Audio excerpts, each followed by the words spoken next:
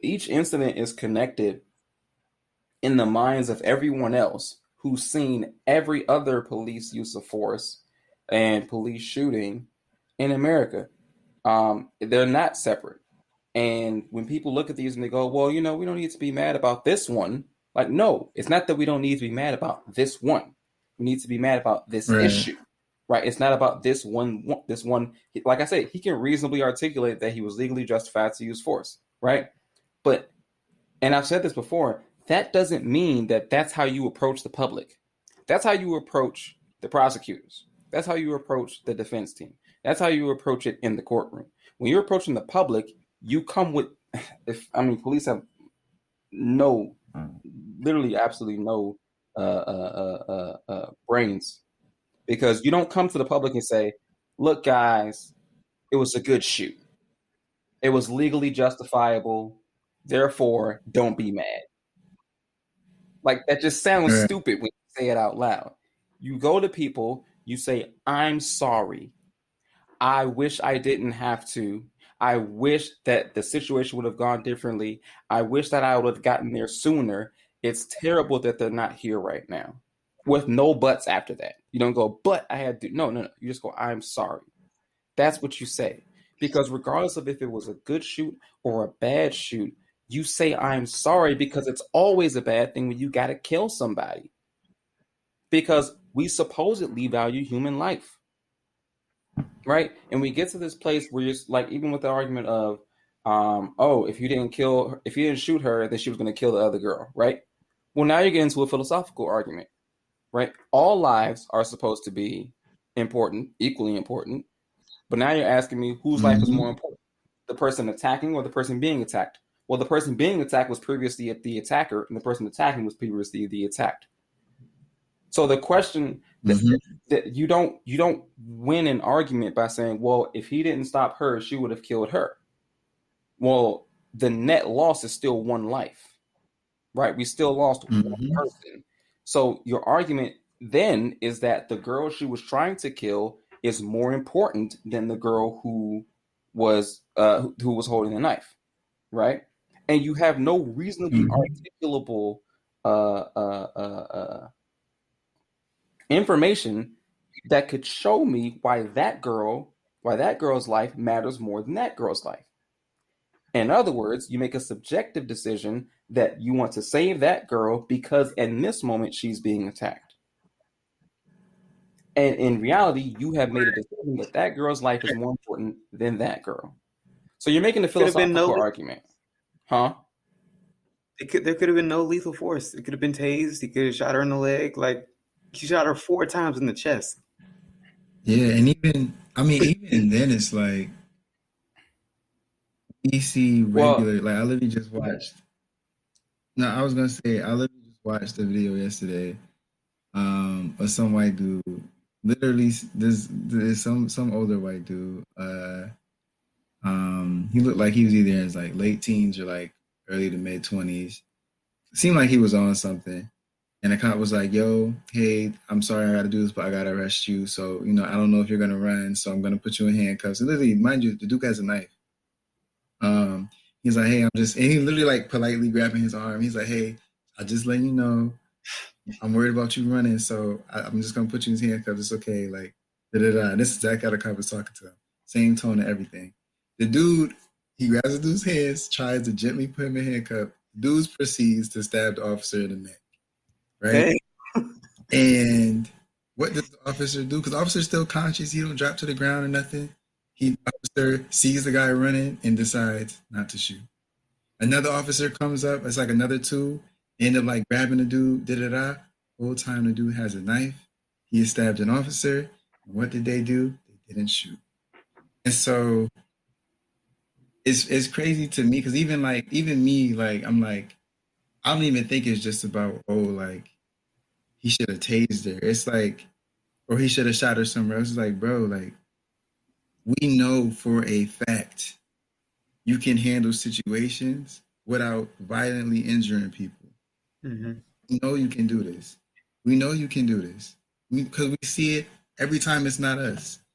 We see it every time it's not a black person. So I'm like, I'm not with that. Like, I'm just, And yes, in terms of whether or not it's legal, I'm like, we know it's a whole bunch of morally messed up stuff that's legal, whatever, whatever. And it's just like, I'm annoyed. I'm beyond annoyed. But yeah, it's crazy to me. And I think it says something that for a lot of people it's really like, oh well, this time it was okay. It's like, really? Right. Yeah, no, That's the bar for you? but that's how it is. Every time the person that gets shot, the victim of and people keep saying, the reporters keep reporting like police involved shooting. Stop saying that. Exactly. Tell someone. Say like when it's not a police involved, they say it's a homicide, right? They say somebody got shot, like someone shot someone. Like Mhm. police involved shooting. Like no, but Yeah. yeah, bro. Like every time, like back in August, this past August in DC, when the young brother got shot by the police for throwing his gun, like everyone fucking chastised him because he had a weapon. Like Yeah. that automatically says, oh, he's not a George Floyd. He's not, he's not a Breonna Taylor. What he's not worthy of being defended by the movement because let's be honest, he was victim of this society and all this systemic racism, and he was put in a position where he felt like he had to carry a firearm, every day. And we can't Yeah. this. And this didn't just start happening like recently. Like this has been happening since the civil rights movement. Like I don't know if I told you about the before. We're not even gonna talk about that because I can't remember the person's name. Yeah, we're not even gonna talk about it. But like this has been something that people of the movement, so-called leaders of the movement, that can't even relate to the people that's being harmed every day in these type of situations. The people that actually live in these communities. We always criticizing these people, our people, and we like it's a divide. Like, okay, he's not worthy of, we can't say this is police brutality because he actually had a weapon on him. Like, what about the brother in I think it was in Minnesota too, who was shot and he was in the hospital? No. This is a guy who had like a history of like assaulting somebody or like assaulting his girlfriend or something, and he got shot. You said what? I said, He got shot and he was in the hospital and like for some time, and then people were like, oh, they found out about his history, and it was like, oh no, fuck that nigga, like he should have died or whatever. Like we can't be so about this. Like this is crazy. We're hurting ourselves with this.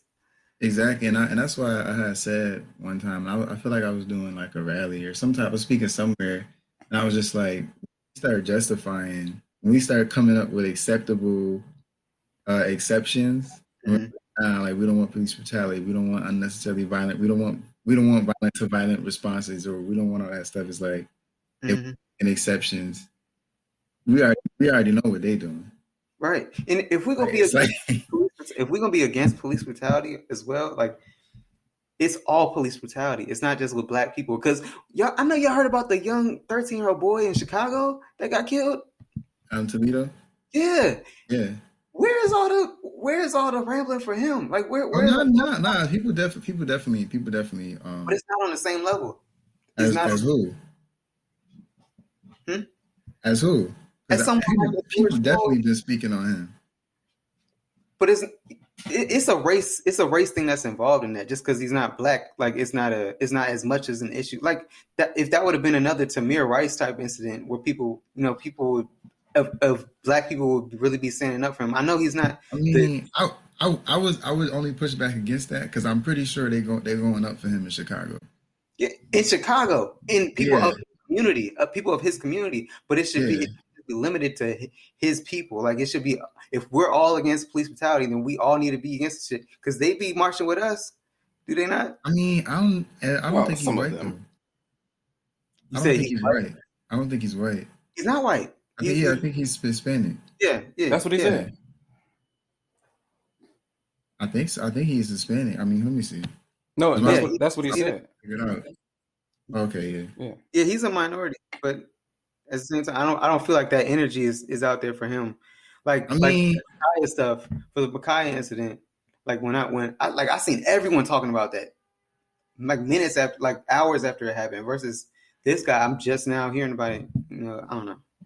yeah, I don't know. I mean, I don't know because I feel like I heard about Adam Toledo before. Yeah, because it happened before what happened to Micaiah. Yeah, so I don't know. But I mean, I feel like I was already hearing about it. was everywhere. He was 13. You know what I'm saying? And he wasn't armed at all, was he? He was. He's good Nah, enough.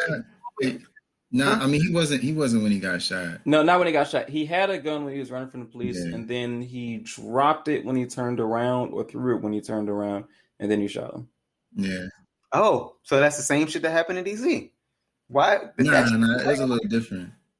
What you mean? He threw his gun. He had Nah, a, he because when it stuff. No, That's like what happened? right there, like at because that very point. Yeah. Right when he disarmed himself, when he tried to throw away his firearm, he got shot. That's what happened. he got no Adam Toledo when he got shot, his hands was up. His hands was up. Right. Yeah, yeah. Right. It was. I mean, it doesn't really matter, but Yeah, it don't matter. It don't matter. Like but yeah, yeah. I mean, I don't think. I don't know. I mean, I feel like I don't. I mean, I don't know how the family feel or nothing. I can't really say. At least on my circle. I mean, maybe it's just because like I follow a lot of like people in the space and like Mhm. organized stuff. I knew about it. Like I didn't feel like people wasn't aware. Because at first it was definitely more people talking about Adam Toledo than Micaiah. I was seeing Adam Toledo a lot more, and then it was Micaiah, and then a lot of the Micaiah stuff was because people was going back and forth against people trying to justify it. Gotcha. So yeah, but I don't know. I mean, I think people just it's been a rough week because it's like it wasn't only Adam Toledo or Micaiah. Like it was the what's his name? Something Brown Jr. I forgot his first Andrew? name. Was it Anthony? Andrew? They said six people got killed 24 hours after the verdict. I believe it. I believe it. Yeah. And I wanted to Like revisit. the dude in Elizabeth, North Carolina, the dude in Virginia.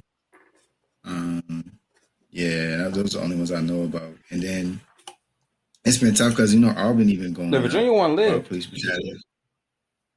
Yeah, he didn't. Yeah, he didn't die. He didn't die. Thankfully. Well, They he's in didn't critical die. condition. Gotcha. Yeah. Going back to George Floyd, though, I feel like people not really taking this. Well, people know what happened, but he wasn't shot. This was not a police shooting. Right. That's why I also say use of force incidents. Right. So how does this relate to shit like Micaiah and Philando Castillo and all the other brothers and sisters in Austin? I think, and this was the point I was trying to make. It's no different. People. Yeah, I think that's the point I was trying to make to some people, or in what I was saying earlier. It's all connected. It's none of these are happening in the vacuum. You know what I'm saying? And somebody was talking to me, and it was like, I don't get why our people, for the Micaiah situation, so quick to jump to whatever conclusion without looking at whatever happened in the case or the facts to see if it was actually like a justified use of force or whatever. And my response to that is, why would they? Right? Have police officers earned the deference that they crave? Have they earned the benefit of the doubt? If a police officer is involved in a shooting or involved in the use of force, have police in America earned the benefit of the doubt? It's for us to go, well, let's wait till the facts come out and we'll decide how we feel about it. The answer is no, they haven't. And if you and it doesn't, and that's why I say these are all connected. It doesn't matter if it was a good use of force or a bad use of force. You show up on the scene, you use force, you don't have the benefit of the doubt as a police officer because of policing in America. If I'm not even going to count 100 years. Let's just count the last 50 years, right? If the last 50 years of policing were police being on their best behavior, doing the utmost, holding up, having integrity, not shielding police officers who abuse their authority and who abuse their power. There was no thin blue line. right? If police were doing what they're supposed to be doing for just the last 50 years, right? When they arrive on the scene, they use force. People would go, let's give the police officer the benefit of the doubt. He most likely used it for a good reason, right? But it's because they haven't done that consistently across the country in multiple cities, multiple precincts. It's because they have been abusive. It's because they have broken their own laws and our laws. It's because they have abused communities systemically and consistently that people will not give you the benefit of the doubt. And if you're a police officer and you can't handle that, you don't need to be a police officer, because that is the nature of what you carry on your back. You don't just carry your history. You don't just carry the history of your precinct. You carry the history of every police officer that's ever existed in this country, because that's what people see when you come through a police officer. And if you're not ready to carry that history, you're not ready to be a police officer, because you're not going to get the benefit of the doubt, because your seniors, the people who came before you, fucked it up. And it's your job to fix it. It's your job to be in the community. It's your job to know people. It's your job to talk to people. It's your job to protect people. It's your job to defend people. And it's not your job to complain about how people feel about the things that you have done, because that's not what you signed up for. If you signed up for people not to complain about you, then you shouldn't have been a police officer. You're a public servant. Exactly. And that's all there is to it. So yeah, if you show up on the scene and use a good use of force, guess what? You're going to be judged just like an officer that uses a bad use of force, because I, as a citizen, cannot tell a good police officer from a bad police officer. And you, as a police officer, as far as I know, will not weed out the bad police officers. Right? If there was a nationwide campaign to cleanse all the police departments of bad police officers, I'm sure that people in different communities would go, oh man, maybe we can trust the police now.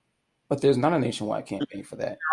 The nationwide campaign is just to retrain officers who are already ethically and morally corrupt. The training ain't going to do shit for them. Right? So, yeah. And no, I'm not saying like that will fix everything if they did do something like that, like a wide sweeping thing, but I'm saying that'd be a start, right? There will be some people that go, oh shit, they're cleaning up all the police agencies all across the country and they're kicking people out for, having this, that, and the third. I think for some people that would restore trust in the police. Now, obviously not everybody, but I think for some people it definitely would. But the thing is, they're not even doing anything close to that. They're just going, no, we'll just give them more money and we'll just tell them, hey, don't shoot black people if you don't mind, and then call it a day, So because that's what they're doing, if a police officer shows up on scene and he uses a legal use of force, guess what? You don't get the benefit of the doubt, and that's just how it rolls. You're not in a vacuum. You're not in a microcosm. You are within the frame of all police incidents that have occurred before yours. And you need to get with it or get lost. Yeah. Laws that are racist, that police enforce. Yeah, I mean, they're following the rules. They're enforcing racist laws. Exactly.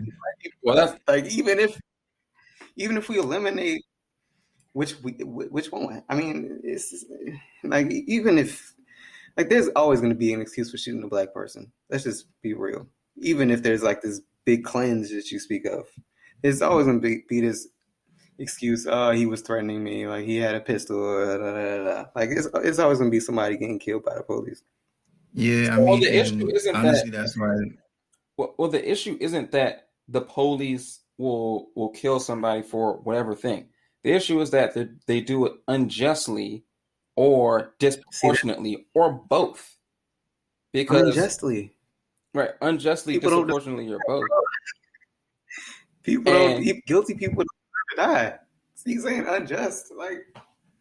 Yeah, I was gonna say honestly, like, yeah, that because like that's why even like me in the space I be, it's like we ain't really.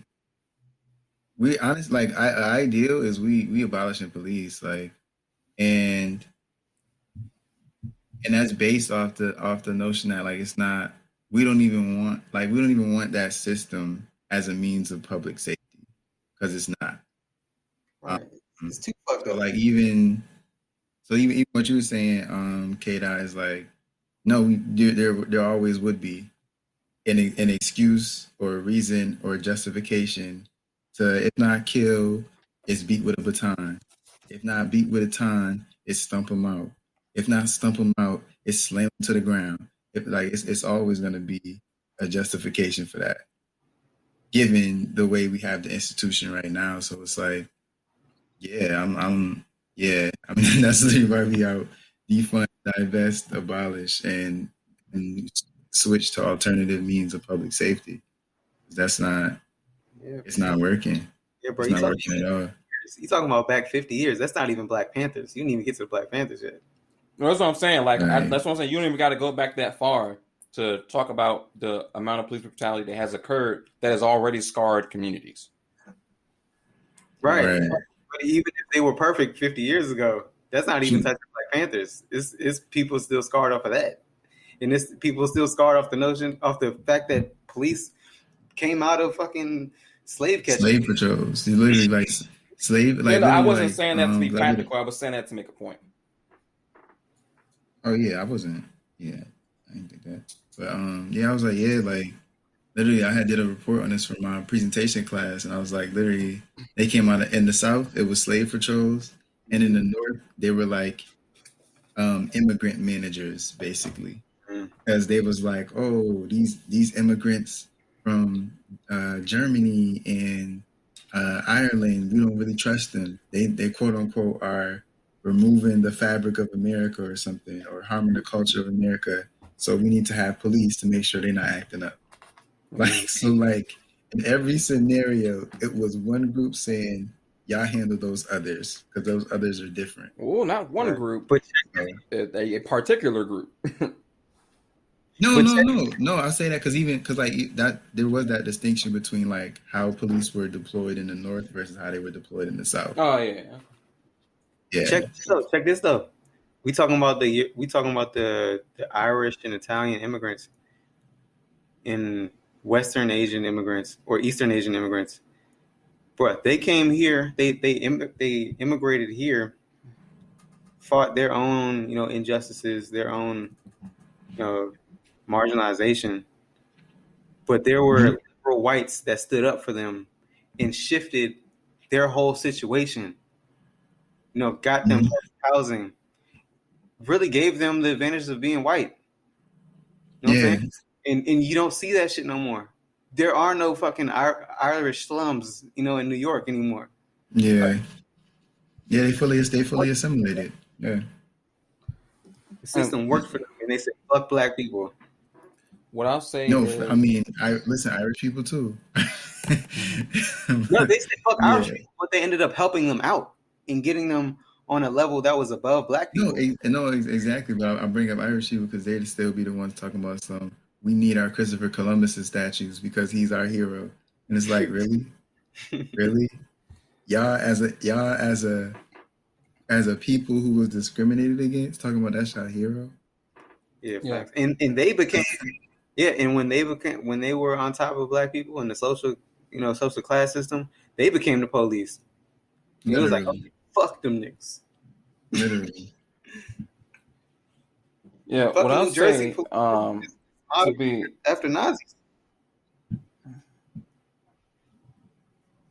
What I'll say, and still in line with your point, I don't believe that we'll ever, or I'm going to make 2 points here. I don't believe that we'll ever reach the ideal that you were talking about, Black Politics, of creating a new system of security, of safety, in America. And the reason I don't believe we'll ever reach that is because the only way to reach that is if white people want to go there. To K-Dot's point, nothing in this country changes unless white people want it to change. That's just facts.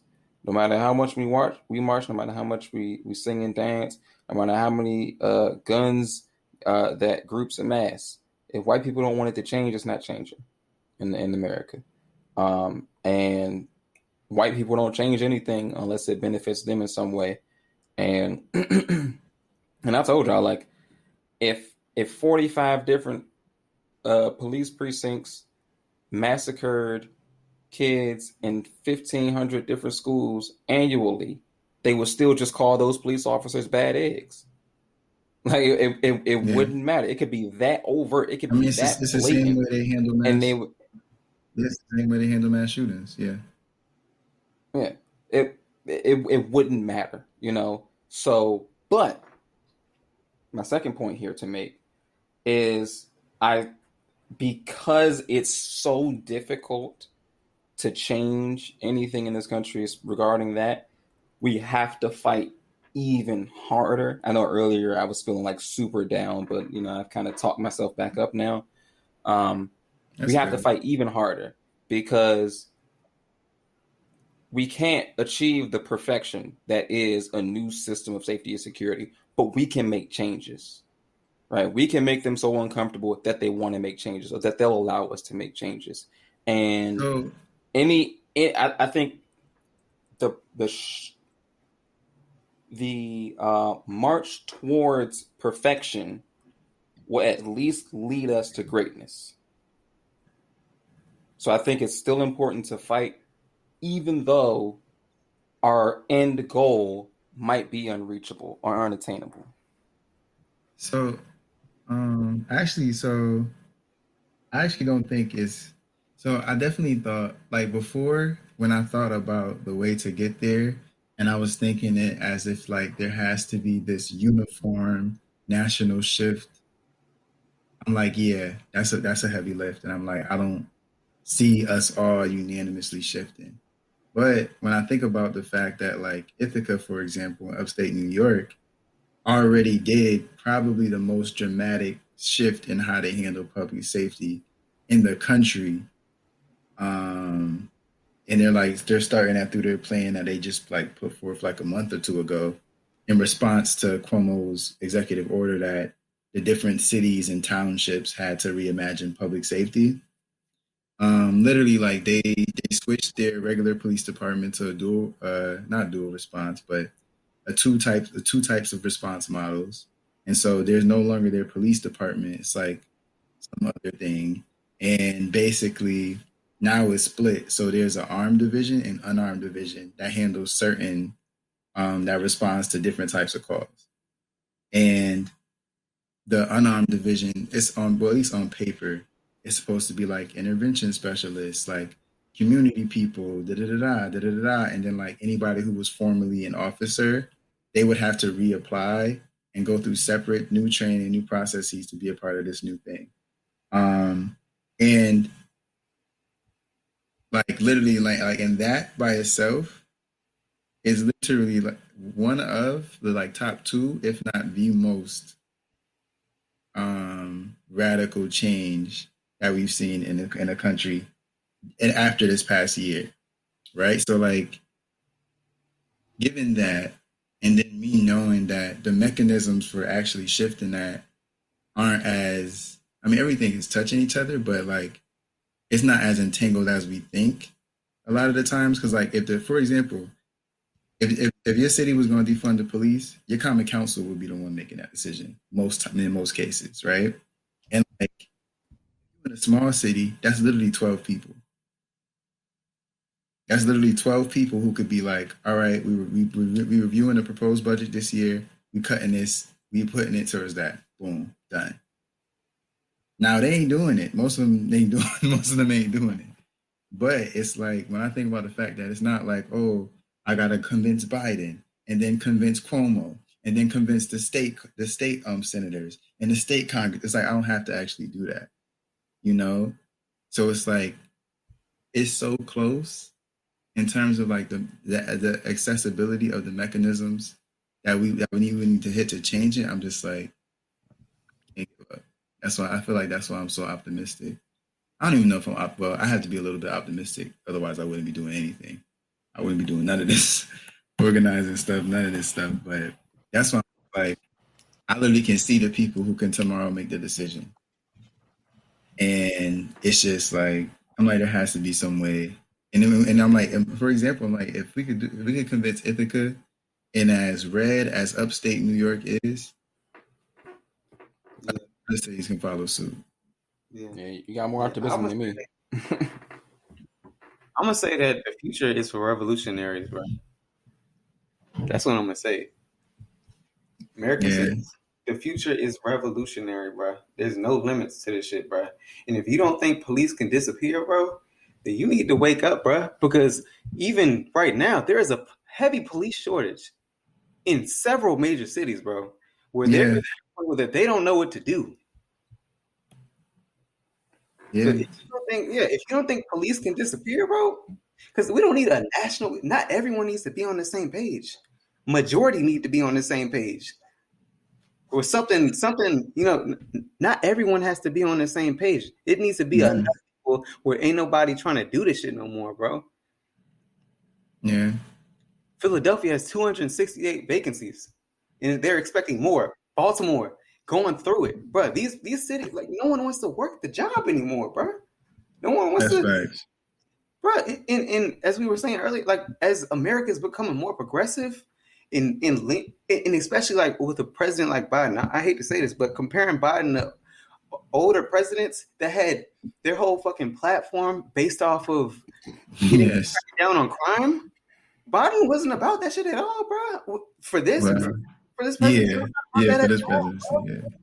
and that influences people, bro. That influences certain legislation we passed in Congress. Like, bro, the fact that we have this bill that could be passed is crazy. I mean, now that's kind of working against knocking out police because it's a reform bill, but at the same time, it's limiting police from doing what they're doing. So I think the possibilities are endless out here, bro. Like, yeah, I mean, I think so too. I'm like, literally, like, yo, if that little city could do it, I'm like, we could do it. We could do it. I know it can happen. It really will be like on a city by city basis. Because it really be like in a lot. I mean, in a couple of states it's different because like the laws their governor or like state put around, like Florida did their whole thing about you can't as a city divest from police now. That like just passed this past week. Mm-hmm. But most states don't have that. So like a lot of times it really is like, does this township's council, does this city council want to approve X amount of money as part of to be allocated to the police during this budget? It really be like, do y'all 12 people want that? Yes or no? Mm-hmm. Yeah, like, bro, I just wrote this little assignment, this little essay for Rolane, bro, and it's basically on the Negro problem. I call it the. Huh? It's called the. I mean, if that's the name of the essay, that's the name of the essay. No, he said her name. Yeah. But it's called the. Back in the late 1800s, 1900s, it's called the Negro problem. But of course, the way that white people refer to us has changed with time. So I call it the Black problem. But back then, it was a question of, are they inferior to us? Do they deserve to be free? Will they become an extinct species in America? Because that's what people were hypothesizing back then. Like after the Emancipation Proclamation, people were more women were dying in labor. There were more homicides. There were more illnesses from diseases and whatnot. That's crazy. All of that is still true. Right. Literally. That we were going to die. That we were going to be extinct in a matter of decades. But now that whole thing has shifted, and I think that America has gotten to a point where it's no longer a question of if we are, well, for majority, whether we are inferior or not. It's how we can get out of this hole that we're in. Especially, I feel like in progressive cities, like the whole thing of gentrification, bro. Like, I don't know if y'all had thought about this. It's reverse white flight. It's white people not being afraid to move into black spaces anymore. Yeah. And that might be an exaggeration of how they, how they can not help us out, but like of how they can become more progressive, because some of their agendas is to, completely knock out the black people in the community. But I think modern day, our problem is no longer what it was decades ago, generations ago. It's just the attitude, just the environment we're in, where where people are bringing up such things as defunding the police. Like years ago, people would have like threw that away. That's not even a thing. Fucking prison reform for drug rehabilitation, like just ways to fix the to actually fix problems instead of just kicking it under the bus. Like it's no longer of, well, it kind of is, but like, do Black people deserve these type of like do they deserve help, or should they be self-sufficient?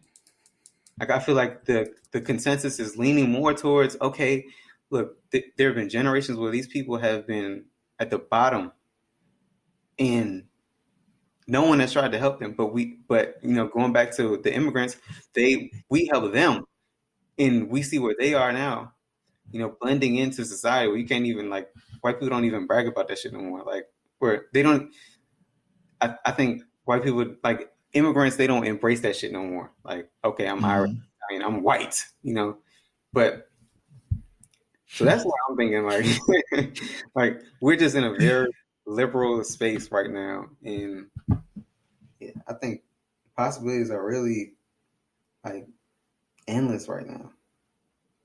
Yeah, again, I'm not as optimistic as both of y'all are. I do believe that things are changing, and that's that's just the nature of life. Things are going to change. The way people think is going to change. But to the extent that we get to the places that we get, I mean, look, anything is possible. Obviously, well, not anything is possible, but there are, in this case, any political outcome, ethical outcome is possible. I'm not holding my breath for certain outcomes. No, we're not doing that. But like I said, we'll all be dead. But like I said, still striving, to achieve the best possible outcome there is. But look, once Congress, once there's a flush of those type of people that are in Congress right now, where they're no longer thinking like what I was saying with the Biden shit, where his campaign was not based off of criminalizing Black people. Well, people in Congress, right? It wasn't based off of criminalizing Black people, but it was based off of maintaining the system that exists. Right. Yeah. He doesn't want anything new that's negative. He just wants to keep the negatives we have. But in comparison to someone like Clinton proposing a 3 strikes law, or like it's more progressive than that, but that's a low bar to clear. Yeah, like still. He wasn't. Yeah. I'm not saying we haven't come anywhere from them, but I'm still saying it's a low bar. It's a low bar, but we're gonna work what we working with, bro. Like that's not comparable to like saying, okay, it's a whole out drug on war, like war on drugs. Like yeah, like yeah. Look, again, I was gonna say I think go ahead. There's a level of acknowledgement where it's like, okay, we're not gonna go that route anymore because we see what it's done. Yeah, I mean, I would say I think I get what you're saying in that. Yeah, like right now there isn't, like, from a federal, from Biden specifically, there isn't an echoing or like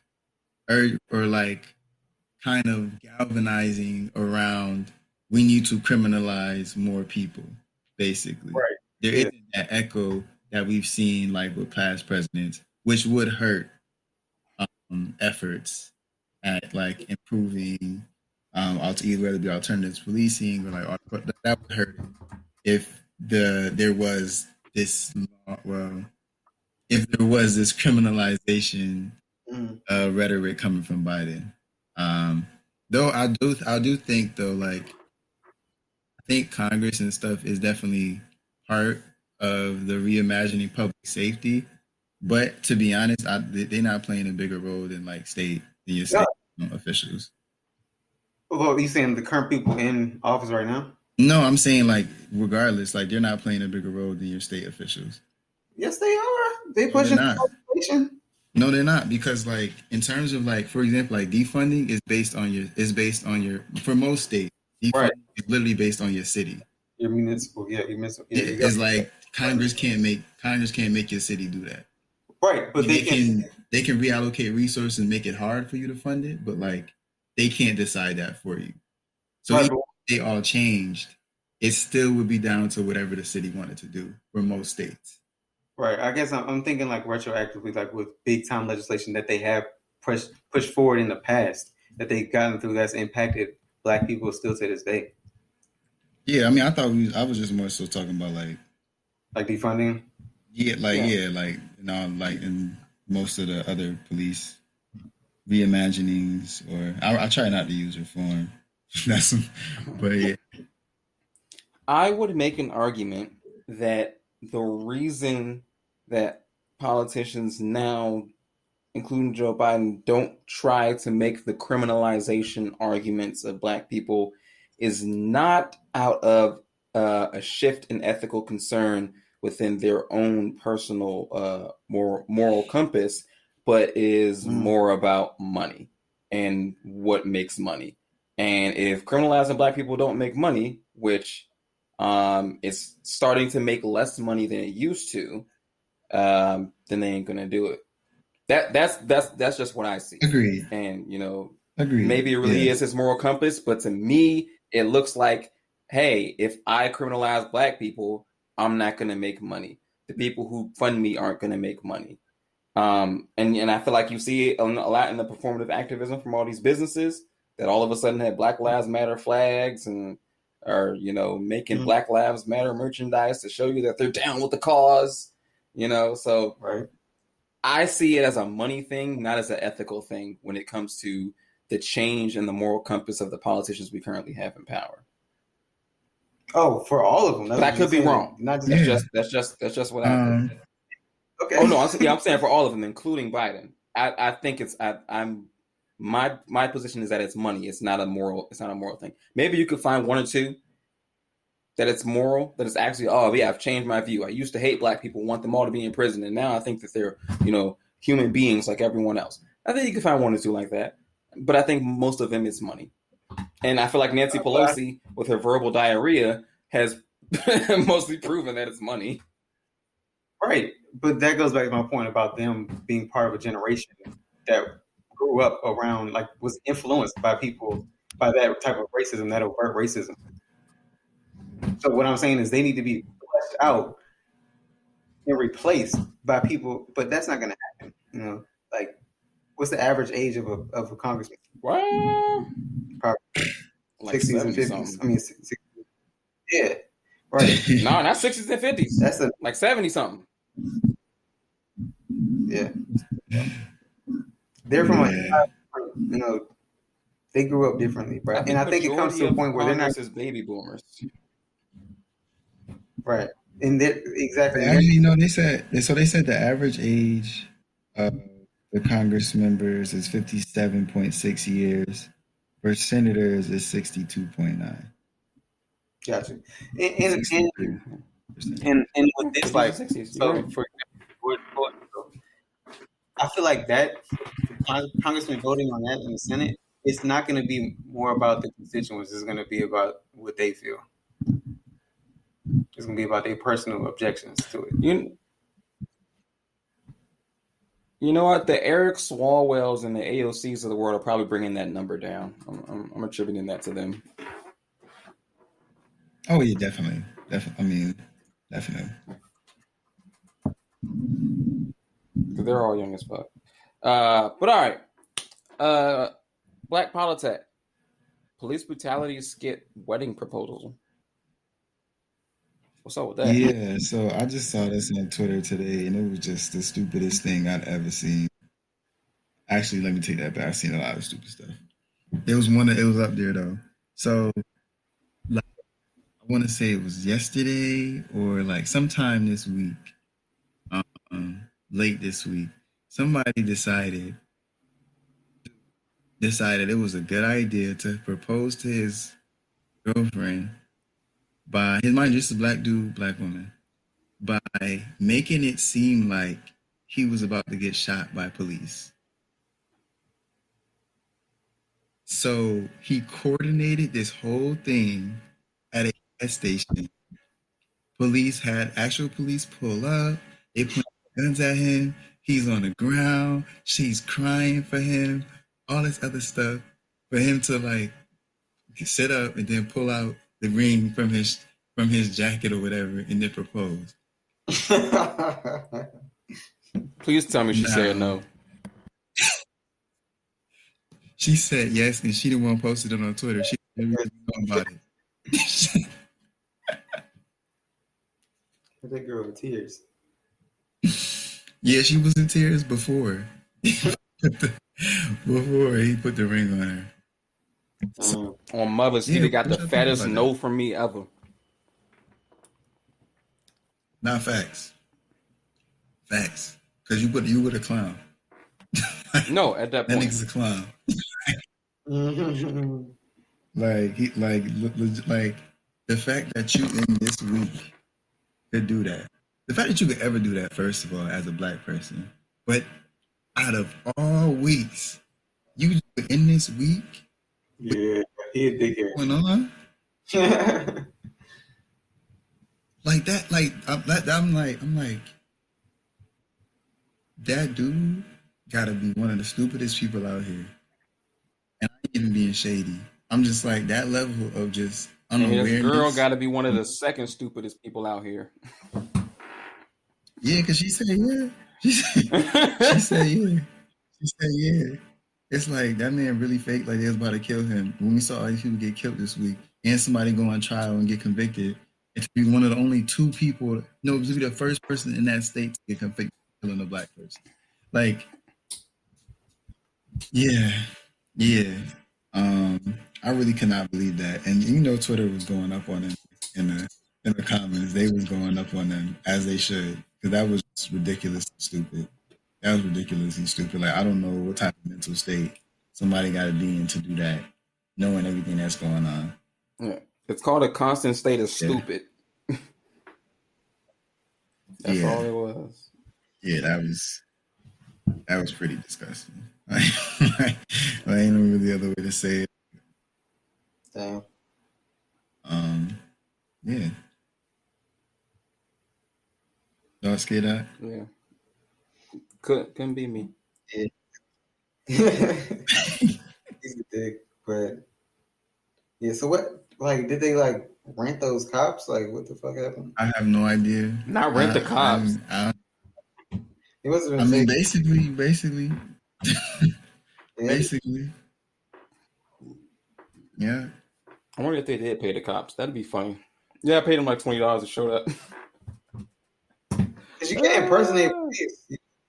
Huh? You can't impersonate police unless it's like in a movie or something, right? So yeah. Shit, they only catch 2% of crimes. You can impersonate them, they ain't gonna catch you, bro. No, it's fine. We're not advocating that anyone commit crimes, just so you know.